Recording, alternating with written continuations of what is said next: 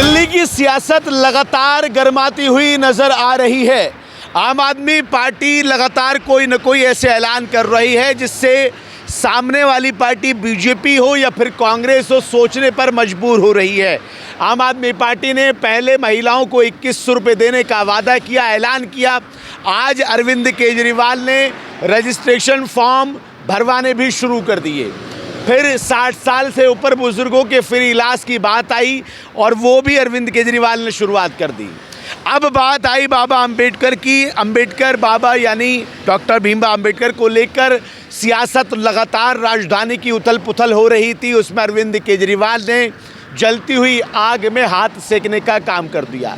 अरविंद केजरीवाल ने बाबा अंबेडकर के नाम से स्कॉलरशिप निकाली और उसमें ये कहा गया कि जितने भी दिल्ली के छात्र हैं जो कि दलित छात्र हैं, अगर वो विदेशों में अपनी पढ़ाई करना चाहते हैं तो उनको आम आदमी पार्टी स्कॉलरशिप देगी और बिना किसी पैसा खर्च करे उनकी पढ़ाई को पूरा उनका जिम्मा लेगी। आम आदमी पार्टी ने साफ तौर पर यह भी कहा कि अमित शाह के द्वारा दिए गए बयान को लेकर आम आदमी पार्टी ने यह फैसला लिया है और आम आदमी पार्टी दलितों की हितैषी पार्टी है, ये भी बात सामने आ गई। अब कांग्रेस भी लगातार इस मुद्दे को सोच ही रही थी कि अचानक बीजेपी से खबर आई कि बीजेपी वालों ने इल्ज़ाम लगाए कि दिल्ली में आम आदमी पार्टी पिछले 10 सालों से राज कर रही है। लेकिन दिल्ली पहली ऐसी राजधानी है जहां पर लगातार भ्रष्टाचार हो रहे हैं, जहां पर प्रदूषण हो जाता है, मौसम ख़राब हो जाता है, हवा जहरीली हो जाती है, जिसमें यमुना की सफाई नहीं की गई, जिसमें स्कूलों में काम नहीं हुआ। ये इल्ज़ाम आम आदमी पार्टी पर बीजेपी ने लगा दिए। अब खबर ये आ रही है कि आम आदमी पार्टी और कांग्रेस के कुछ वरिष्ठ नेता बीजेपी में दाखिल होने वाले हैं। ये सूत्रों के हवाले से खबर आई है। एमपी यानी मध्य प्रदेश में जो बीजेपी ने फार्मूला अपनाया था, वो फार्मूला अब भाजपा जो है वो दिल्ली में भी आजमाने के मूड में नज़र आ रही है। 26 साल के सूखे को भरने की तैयारी चल रही है। बड़े बड़े नेताओं को दिल्ली के प्लेटफॉर्म पर लाने की तैयारी चल रही है। दिल्ली में विधानसभा का हाल अभी ऐसा है, आम आदमी पार्टी लगातार वादे, इरादे और अपनी जीत का दावा भी कर रही है। लेकिन बीजेपी की तरफ से अगर देखा जाए तो बीजेपी भी लगातार इसी कसमोगश में जो फंसी हुई है और इसी कवायद में है कि कैसे आम आदमी पार्टी को हरा दिया जाए। अरविंदर सिंह लवली जैसे कुछ नेता जिन्होंने दामन अपनी पार्टियों का छोड़कर बीजेपी में आए, उनको भी टिकट देने की तैयारी चल रही है। 70 विधानसभाओं में अभी तक बीजेपी ने एक भी टिकट नहीं उतारा है, सिर्फ और सिर्फ इसलिए ताकि दोनों पार्टी यानी कांग्रेस और आम आदमी पार्टी के पत्ते खुल जाने का इंतजार बीजेपी करती हुई नजर आ रही है।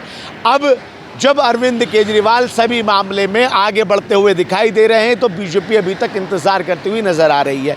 एमपी का फॉर्मूला ये रहा था कि एमपी में बीजेपी ने बड़े नेताओं की बैठकें भी करवाई, बड़े नेताओं को टिकट भी दिया, बड़े नेताओं को स्टार प्रचारक के तौर पर मैदान में उतारा भी। अब दिल्ली में भी बीजेपी उसी तर्ज पर चलने वाली है।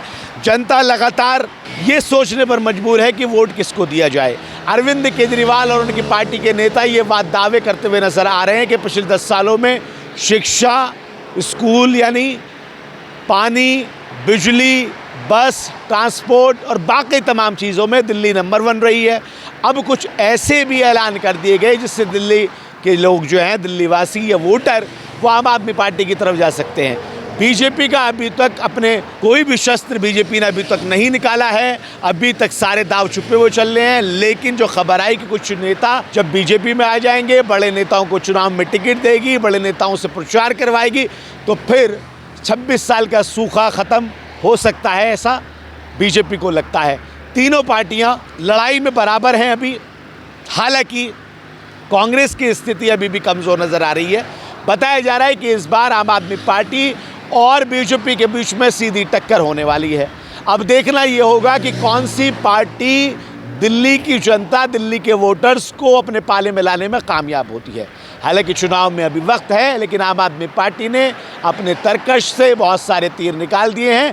बीजेपी के तीरों का इंतज़ार अभी तक बाकी है। दिल्ली से नोएडा के लिए अफी हिंदुस्तानी।